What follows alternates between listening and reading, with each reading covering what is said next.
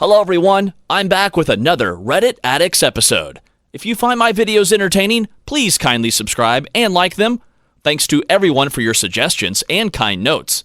Now, let's get started with today's exciting stories. I guess with the backstory, I've been dating Sarah, not using real names, for just under 2 years now. She has a close friend John, who she's known since she was a child. I never liked him, he was always a little creepy, blatantly flirted with Sarah for the entirety of our relationship and made occasional passes that I was not comfortable. So cut to like 2 weeks back, Sarah and I were invited to a gathering party by a mutual friend. I had a workshop for work that night so I couldn't attend, and with current circumstances I was never inclined to go anyways. I didn't want Sarah to go either, but she was very adamant and I guess I just didn't want an argument, so I said fine.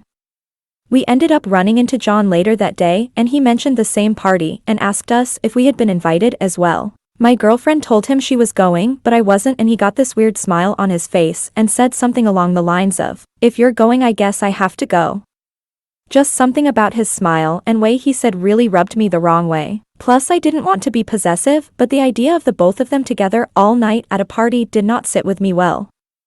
After we got back to our apartment, I told her, a bit more firmly this time, that I'm not comfortable with her going to the party, especially with him there. She told me I was overreacting and shut down the conversation at that. I'm sure most of you can figure out where this is going. I went to the workshop and she went to the party. It got to be like 2 a.m. and she hadn't gotten home nor was answering my calls. Naturally, I was incredibly worried. About an hour later, one of her friends called me and told me was found unconscious at the party and driven to the hospital. She was raped by John. After spending 2 days, including that night, at the hospital and talking with police, I took her home. She told me John drugged her and dragged her upstairs where it happened in one of the bedrooms. House the party was at is very large. She was an absolute mess. She didn't want to go outside, she wasn't eating, had terrible nightmares. I did everything I could to comfort her through this process. I was devastated for her and hated to see her like this, and I know this makes me sound like a terrible person. I don't blame her for John assaulting her, but I couldn't get the fact I tried more than once to dissuade her from going to the party, and specifically saying her being with John makes me uncomfortable out of my head. I feel I could have done more to protect her and she should have listened to how I felt. Important side note, turns out John is literal living garbage. After her assault we both felt it was best to get justice. There were drugs in her system and all the physical indications of rape. We immediately filed a restraining order and the police opened an investigation. Within the span on a week after news had gotten around, 2 other girls came forward with similar encounter with John, so the guy is basically a serial rapist. Cut to now, my girlfriend is still in no better shape than she was 2 weeks ago. She gets panic attacks out of nowhere. She's lost like 15 pounds and absolutely refuses to leave our apartment even to seek therapy. I was committed to taking care of her and being there for her, but I got a call from one of my close friends, Sam, this morning.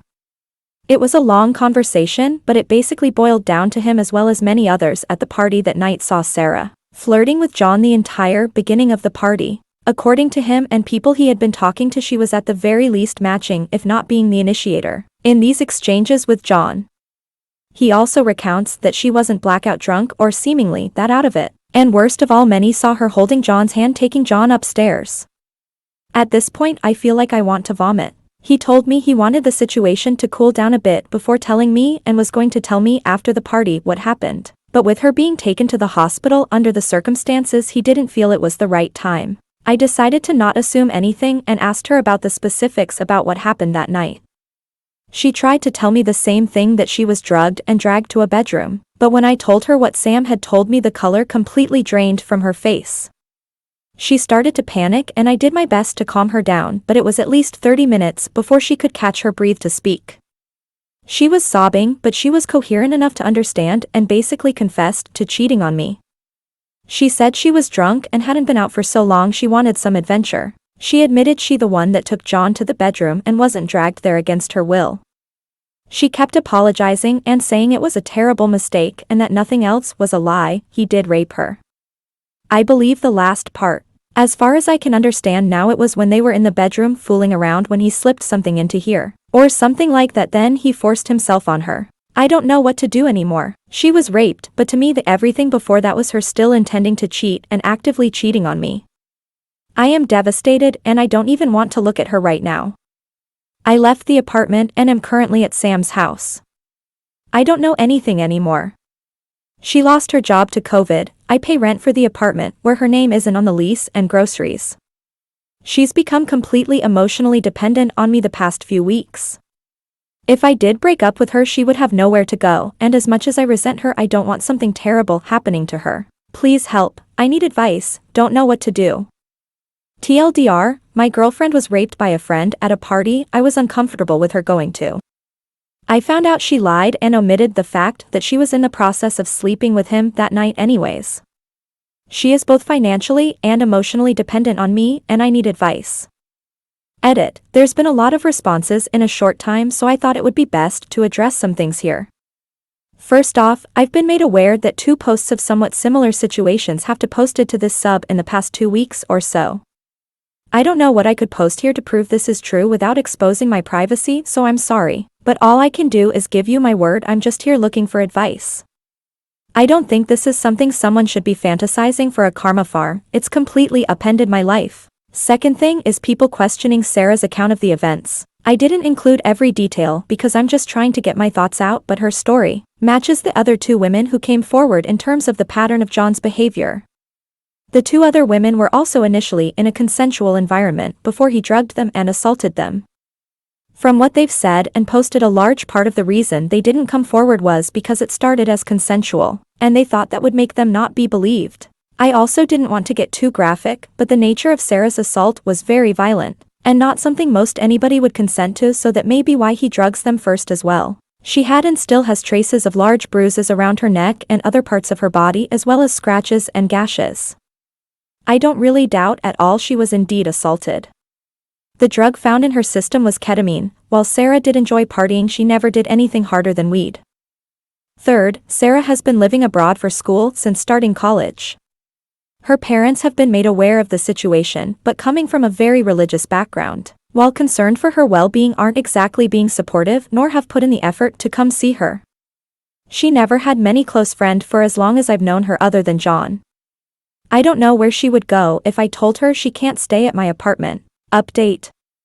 I needed some time to sort out the situation, but I did read most as many replies as I could, and I appreciate all the advice and messages, especially from those who had been put in similar situations as I. I guess I should start by clearing a few things up. First off, to everyone who thought my story had holes in it, it definitely did, and I'm sorry for that. At the time and even now, I was missing a lot of information and was filling in holes as best I could with what I had. I also didn't want the post to get too long, so I left out information that I guess would have painted a better picture of my situation. I'll try my best to include those missing details. If you're just interested in the update, skip down a few paragraphs. So details about John: he is part of Sarah and I's social circle and lives quite close to us. Some of the behavior from John towards Sarah that made me uncomfortable throughout the course our relationship included constantly making comments about her body, putting his arm around her every chance he could, asking her to go with him on trip to Europe last summer, just the 2 of them, poking her breasts when she's wearing tight clothing, saying things like "I'm lucky I met her when I did," or "she would have been with him by now," etc. It's not any one thing, but accumulation of everything that made me uncomfortable with her spending a lot of time with him. She never encouraged his behavior, at least when I was around, but didn't actively discourage it either, despite me openly talking to her about my boundaries. She just brushed it off as them knowing each other for so long and being comfortable with one another. A few smaller details I guess were relevant I should mention. 1. We are not in the US. COVID, while still obviously an issue in our country, our area is relatively COVID-free, and everyone going to the party Sarah went to were part of our larger social circle. It was at a large condo a friend of ours was renting for the summer. It was not some open invite party with 100+ people. Still dumb, I know. There were 30-ish, maybe 40 people there, so in hindsight, yeah, no one should have been at the party to begin with. Lastly, clearing up both Sarah and I's financial situation. I am lucky enough to have my parents paying for my tuition, whatever scholarships didn't cover, so I can focus my resources on just day-to-day living costs like rent, groceries, etc. Sarah, on the other hand, was pretty much thrown to the wolves after finishing high school. Her parents, like I stated in my edit, are very religious and very controlling, so they told Sarah they were only going to pay for her schooling if she went to a local college. She refused and came to my school. She lived in residency for her first 2 years, which was covered by financial aid. I got my apartment about a year ago, and with COVID and her not wanting to go back home, we decided it would be best if she moved in with me. Her finances are basically completely tied up on tuition and student loans, so I offered to keep paying full rent, despite her living with me full-time. Actual update. Oh boy, I wish I could say things have gotten more clear in the past week, but honestly it's been a total cluster of *CK. And it's only gotten worse. I spent a few days at Sam's reaching out to friends trying to get a clearer picture of what happened that night before going back to talk to Sarah. I got told same story multiple times, that she was the one who started flirting with John and led him upstairs. I should say right now, in my first conversation with Sarah, confronting her, she didn't explicitly say she had intended to sleep with him that night, she just confirmed she took him upstairs. She was basically having panic attack throughout the entire conversation, so I had a hard time pushing for clarity. So by this point in my heart I was trying to find any excuse at all for her to save our relationship, but my mind was telling me that the relationship was over, at least for the time being. But as many of you commented, despite my obviously grief in losing a 2-year relationship, I decided I'd be willing to let her stay in my apartment again rent-free to at least the end of October to sort out other living arrangements and support. I called her about 3 days after staying at Sam's and told her I'm willing to listen to her side of the story, but I need the complete truth about everything, and she agreed, so I went back to my apartment later that evening. We sat down and I asked her about what really happened that night. She started crying right away, but not panicking, and told she had to tell me something about herself. Sarah has always been into the partying scene more than me. I've never really been comfortable around drugs and that environment in general, but I went with her anyways about once a month or so. Her, on the other hand, would have girls' nights out and parties pretty much every weekend. Right at the beginning of our relationship, I told her I'm not really comfortable being with someone that isn't involved with hard drug use. My brother has a history of addiction and I've seen what it can do to somebody and the people around them. She told me that's fine since she only drinks and smokes weed occasionally. Well, it turns out for about a year now she started doing harder drugs at parties when I'm not there, and her girls' nights were often just her and some from our social circle, John included, going to a friend's apartment to do shrooms. I was shocked to say the least, and I didn't even know what to think in that moment. I just tried to ask her more about what happened on the night she was assaulted and if she was intending on cheating on me that night.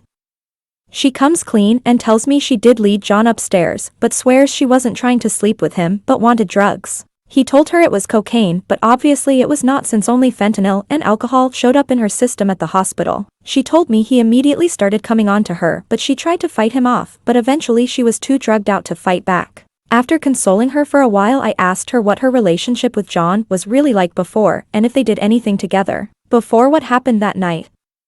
She admitted that they made out a few times before around Christmas last year, but promised it didn't go any further than that. She was begging me to forgive her and that she needs me in her life.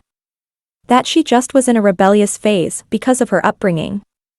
I didn't know what to believe anymore, and still don't, to be honest. I just was completely overwhelmed by everything, so I told her I needed to clear my head and left again. Sam was nice enough to let me stay at his place again. I talked to some of my friends she said she was doing drugs with, and they confirmed. I was pretty upset at them for hiding it from me, but they told me she basically forced them to keep it a secret from me. It feels like so much of my relationship was a lie. She wasn't the person I thought she was, and she lied constantly for who knows how long.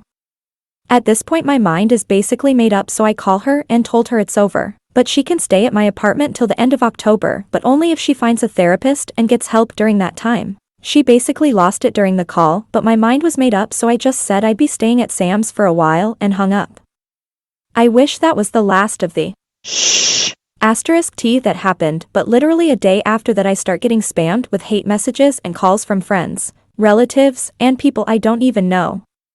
Turns out she's posted all over social media about how I was breaking up with her because she was raped, and was kicking her out with nowhere to go in these COVID times. She also wrote that I've been emotionally abusing her after her assault, victim blaming her and stopping her from getting a therapist. I'm completely lost, I'm furious, heartbroken, I can't even describe all the emotions I felt. I called her again that night and told her she has 2 weeks to move out now and I don't want to hear from her again.